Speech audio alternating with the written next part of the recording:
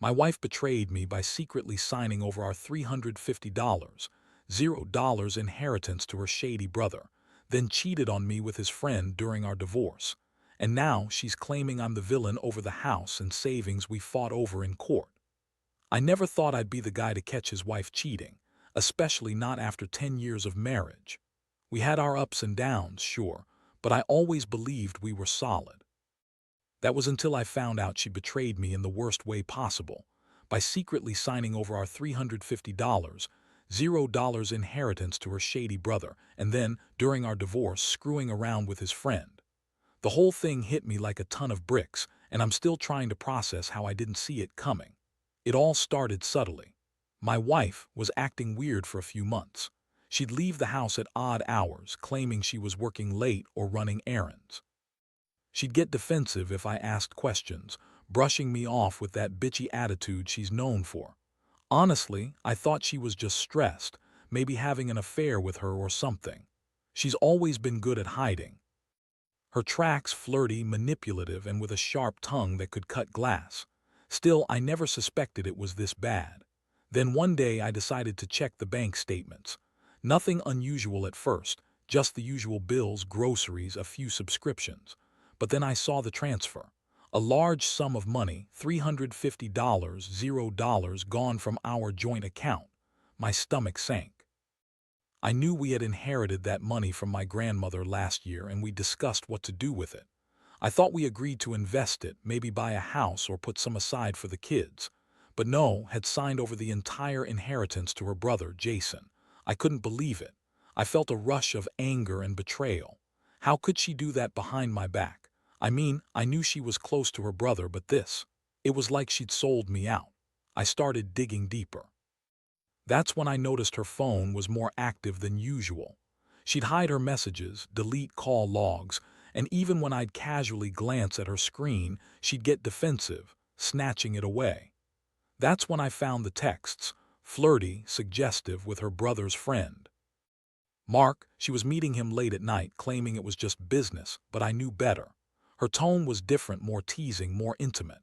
I saw a picture she sent him of her in her lingerie, and that was the moment I knew she was cheating on me. I confronted her that night. I told her I knew everything, the inheritance, the affair. She scoffed, called me paranoid, accused me of spying and overreacting. She yelled that I was insecure, that I didn't trust her, and that she deserved her freedom.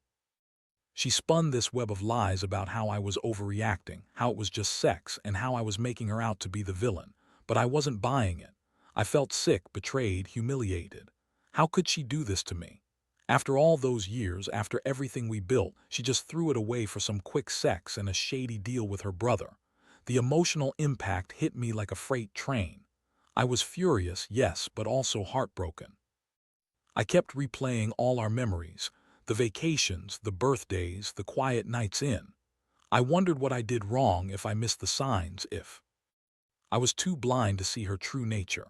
The worst part was feeling helpless, knowing she'd lied to my face, betrayed my trust, and now she was trying to turn the tables, claiming I was the villain over the house and savings we fought over in court.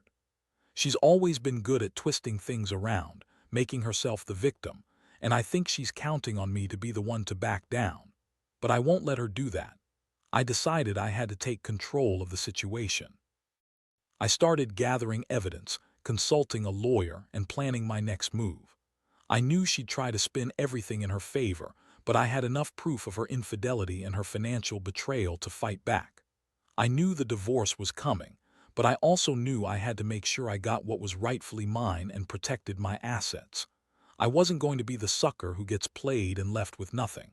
That's when I realized I had to be strategic, cold even. I couldn't let her manipulate me anymore. This was just the beginning of what was going to be a long, ugly battle.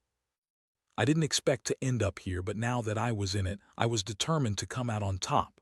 I just didn't know how much more chaos was waiting around the corner. After I uncovered everything, the transfer to her brother, the texts with Mark, the lingerie picture, my head was spinning. I couldn't believe I'd been so blind, so naive. She always played the victim, calling me paranoid when I questioned her, but now I saw the truth. She'd been sneaking around behind my back for months, probably longer. I was furious, but amid all the rage there was also this deep, aching sadness. How did I let it get this far? How did I miss all the signs? I decided I needed to confront her again face to face. I scheduled a meeting at our house, telling her I wanted to talk about the divorce, about the house and the finances.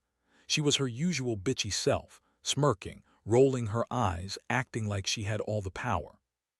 When she walked in, I could tell she was trying to act innocent, like she had no idea what I knew. But I wasn't buying it anymore. I laid out everything I'd found, showed her the bank statements, the texts, the pictures. Her face twisted into this mixture of anger, annoyance, and a hint of panic. She started lying faster than I could process. That money was a gift from her brother, she said. I was just holding it for him. It's not a big deal. Yeah, right. She claimed the texts with Mark were just flirtation, nothing serious, just some late-night fun. That she was under stress, that I was overreacting because I didn't understand her. That she loved me, but she needed excitement and I was just too boring for her. I felt sick listening to her bullshit. Every excuse she threw out was a new slap in the face. I told her I knew she'd been cheating, that I had proof. She scoffed, called me jealous, insecure. Then she said something that really cut deep. She claimed I was the one who betrayed her, that I was controlling and that I'd ruined everything. She tried to make me feel guilty, like I was the villain in our own story. But I knew the truth. I'd been betrayed, and now I was just trying to understand how deep this betrayal went. The emotional toll was brutal. I'd always believed in honesty, in loyalty. And now I was faced with the fact that the woman I loved, the woman I'd built a life with, had been lying, cheating, and secretly screwing over our future. I felt a mixture of heartbreak and pure rage. How could she do this to me? How could she lie so effortlessly, spin her web of bullshit, and then turn around and accuse me of being the bad guy? I wanted to explode, to yell, to cry. But I held back, knowing that whatever I said or did now, this was just the start of a war I wasn't prepared for. That night, I couldn't sleep. I kept replaying everything: her sneaky texts, the inheritance transfer, the lingerie picture. I kept asking myself if I missed the signs, if I was just too blind or too in love to see what was happening right under my nose. I realized I'd been giving her the benefit of the doubt for too long. It was obvious now she had no intention of staying faithful or honest. The trust I'd once had in her was shattered beyond repair. In the coming days, I started planning my next move. I reached out to a lawyer, showed him everything I had collected. I knew she'd try to spin things in her favor. She was good at that. She'd claim I was a controlling, jealous husband who was just trying to ruin her.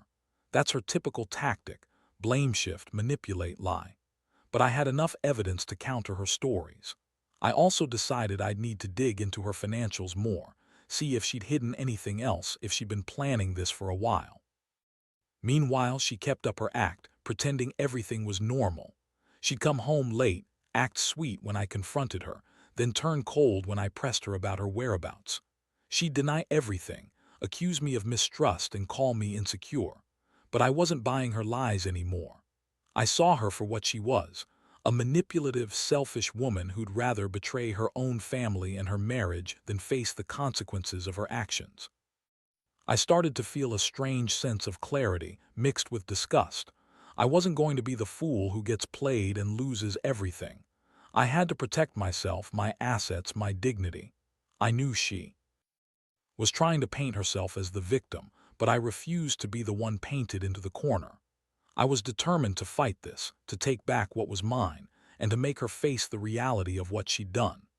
I also knew that once I had everything out in the open, she'd escalate her lies, try to manipulate the court, or even try to turn the kids against me. That's why I was documenting everything: every conversation, every financial move, every suspicious activity. I had to be ready for whatever she threw at me. I'd learned the hard way that people like this don't change, they just get more desperate and more cunning. So here I am, still trying to process it all. The betrayal is raw, the anger still bubbling underneath. But I'm also starting to accept that this is the end of the line for us. I don't want to be with someone who lies, cheats, and manipulates. I want out, and I want to do it on my terms. It's going to be a long road, but I'm not backing down. Not anymore. After I confronted her the second time, her facade started to crack. But she still tried to hold it together. She was furious, calling me paranoid and accusing me of trying to ruin her reputation. She said I was overthinking everything, that I was insecure, jealous even, that her affair with Mark was just a moment of weakness, a stupid mistake she'd regret. She insisted she loved me, that she never meant for everything to blow up like this, but I could see through her lies. I knew she was trying to manipulate me, to make me doubt what I'd found, to turn me into the bad guy. The more she lied, the more I realized how deep her deception went. She kept parroting that she was under stress, that her brother's shady dealings with the inheritance were just to help him out, that she had no intention of hurting me. She claimed her affair with Mark was just sex, nothing serious, and that she was confused. Yeah, right. She was trying to spin the story that she was the victim here, that I was the one who betrayed her by digging into her life. But I wasn't buying her act anymore. That night, I sat alone in the living room, staring at the mess she'd made. I felt a strange mix of emotions: anger, sadness, frustration. I kept asking myself how I'd let it get this far. How could I have missed all the signs? I remembered the early days of our marriage, how happy we were, how she used to be so charming, so loving. I wondered if I'd been blind to her true nature all along. Now I saw her for what she was, a manipulative, selfish woman who'd throw everything away for some quick sex and a shady deal with her brother. I knew I had to act fast. The legal stuff was next. I contacted a lawyer, showed him all the evidence I had gathered. We discussed my options: filing for divorce, going after the inheritance, protecting my assets. I also started digging into her financials more thoroughly, looking for anything she might have hidden. I knew she'd try to spin the court's perception of her as the victim, so I had to be prepared to counter her lies. Meanwhile, she kept up her act, pretending everything was fine. She'd come home late, wear that fake innocent look, act like she was the one wronged. She'd cry, accuse me of controlling behavior, and try to gaslight me into doubting myself.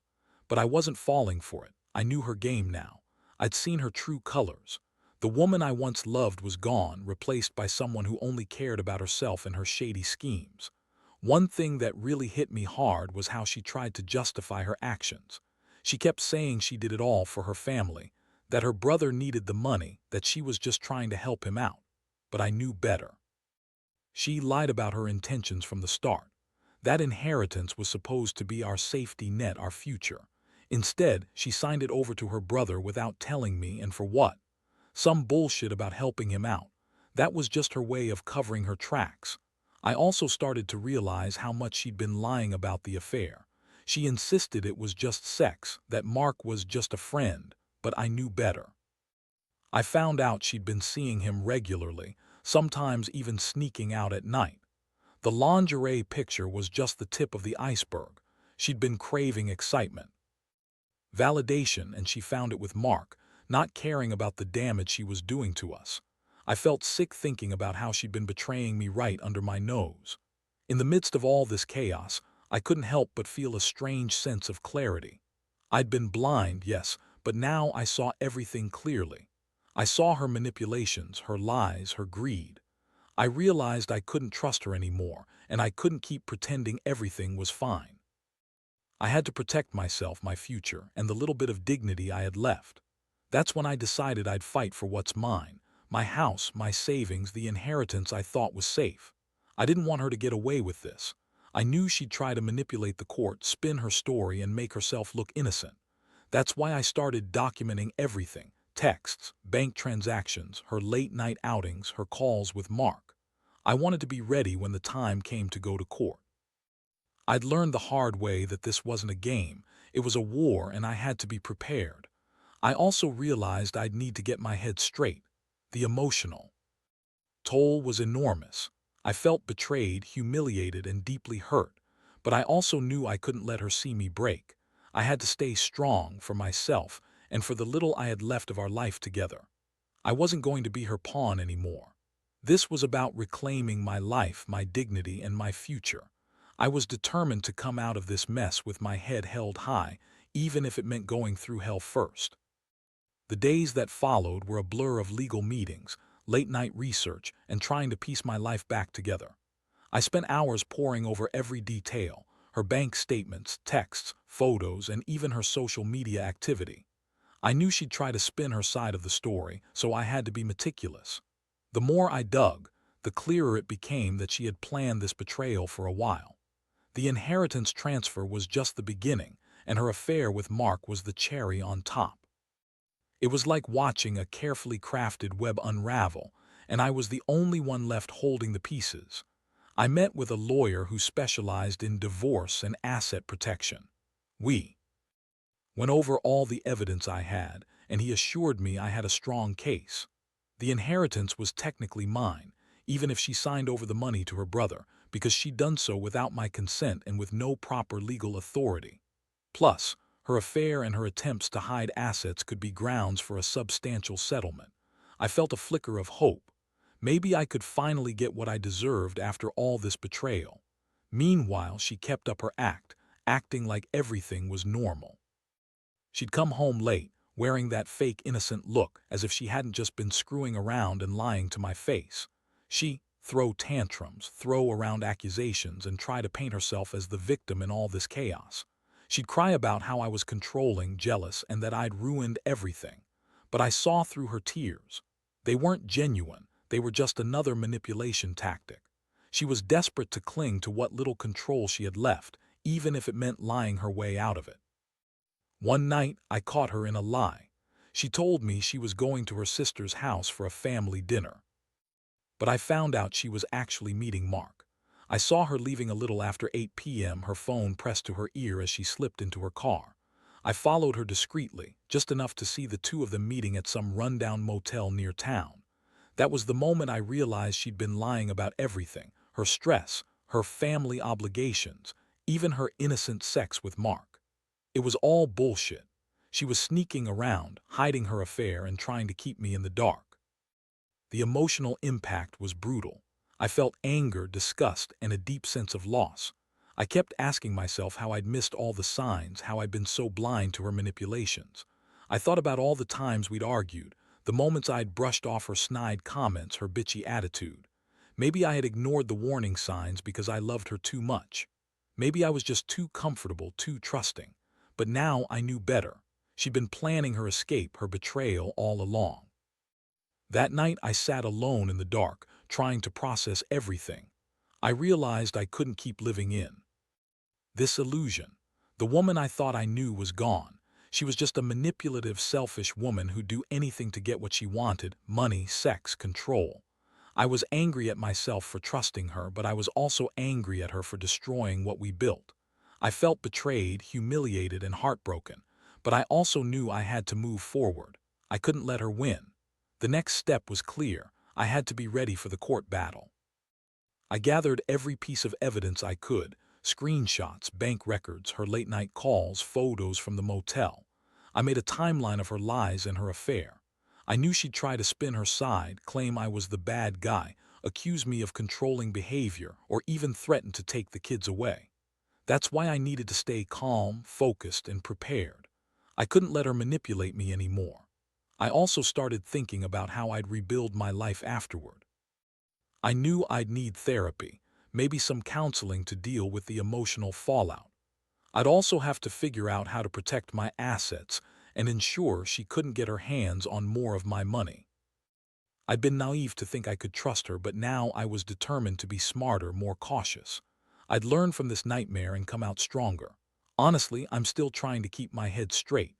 Every time I think I've got a handle on things, some new lie or surprise pops up. She's relentless, trying to gaslight and manipulate her way out of this mess. But I refuse to let her control me anymore.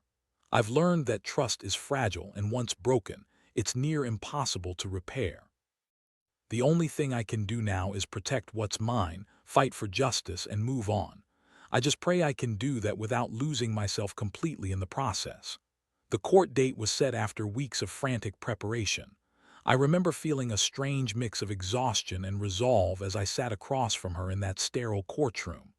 Looked the same, smug, bitchy, pretending to be the victim, while I felt like I was fighting for my life. I had all my evidence laid out. The bank records showing her signing over the inheritance without my knowledge, the texts with Mark, the photos from that motel night, and the timeline of her lies.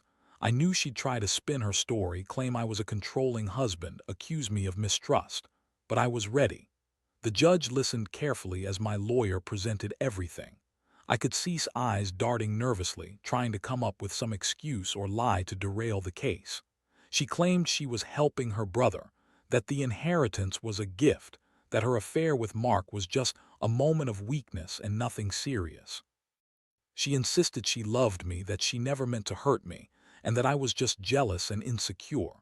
Watching her spin her web, I felt a surge of anger. I knew her game, and I refused to let her manipulate the court. My lawyer countered her claims with the evidence I provided. We argued that the inheritance transfer was done without my consent, that she'd been hiding her affair, and that her lies were damaging to our marriage and her credibility. I saw her face twist in frustration when the judge questioned her about the texts and the motel meeting. She tried to deny everything, but the evidence was overwhelming. I could feel a glimmer of hope. This might finally be the end of her manipulations. As the hearing progressed, I felt a strange sense of relief. I was finally standing up for myself, for what was rightfully mine. The court awarded me the inheritance back, and I was granted full custody of the house and the savings, which she had tried to claim as hers. The judge also ordered her to pay a significant portion of the legal fees because of her blatant dishonesty and attempts to hide assets. It was a small victory, but it felt like I was reclaiming some control over my life after everything she'd done. After the court session, stormed out furious, calling me every name in the book. She screamed about how I was ruining her life, how she'd get revenge, and how I was the real villain. Honestly, I just felt numb. All the anger, the betrayal, it was all bubbling inside me, but I knew I couldn't let it consume me. I'd fought hard, and now I had to focus on moving forward. The aftermath was a whirlwind. I moved out of the house, took control of my finances, and started the process of rebuilding. I eventually got a new place far away from her toxic influence. I also cut ties with her family, her brother Jason and Mark, because I realized they were just as corrupt as she was. The pain of losing my marriage was immense, but I knew I couldn't stay attached to someone so manipulative and selfish. Looking back, I learned a lot from this nightmare. Trust is fragile, and betrayal can come from the people you least expect. I learned to be more cautious with my money, to keep my guard up, and never to ignore the subtle signs of deception. Most importantly, I learned that standing up for myself and fighting back is the only way to survive betrayal of this magnitude. I don't regret fighting for what's mine, even if it meant going through hell to get there. Now, I'm focusing on healing, on finding some sense of normalcy again, and on making sure I never get like this again.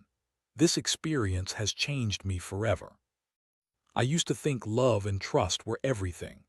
Now I know that sometimes the best thing you can do for yourself is to be cautious, to protect your assets, and to never let anyone, no matter how much you love them, take advantage of your kindness. I hope anyone reading this who's going through something similar realizes that you're not alone and that you have the strength to fight back. Sometimes, the only way to reclaim your life is to face the chaos head-on and come out the other side stronger. Now that everything's settled, I spend a lot of time reflecting on what's happened.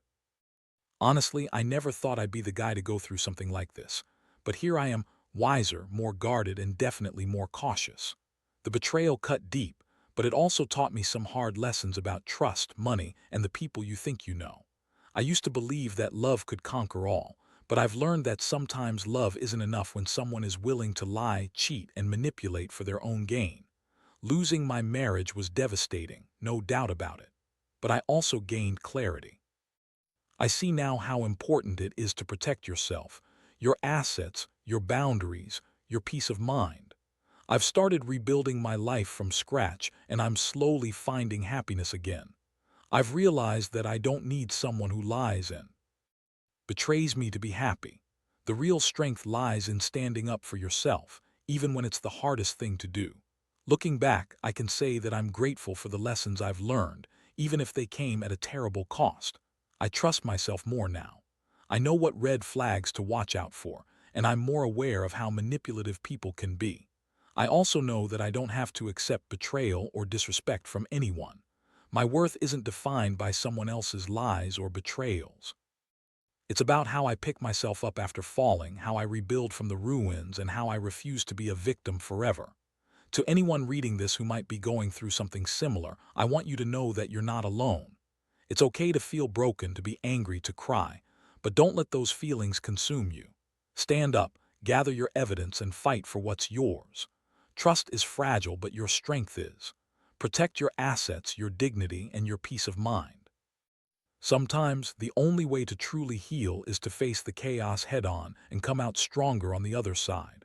I don't regret fighting for what was rightfully mine. I don't regret uncovering the truth. And I don't regret walking away from someone who thought betrayal was an acceptable way to live. Life is too short to waste on lies and bullshit. I've learned that the hard way, but I'm grateful for it. Now, I focus on rebuilding my future piece by piece with a clearer mind and a stronger heart. The pain will fade, but the lessons will stay with me forever. And that's okay. Because now I know I can survive anything, because I already have.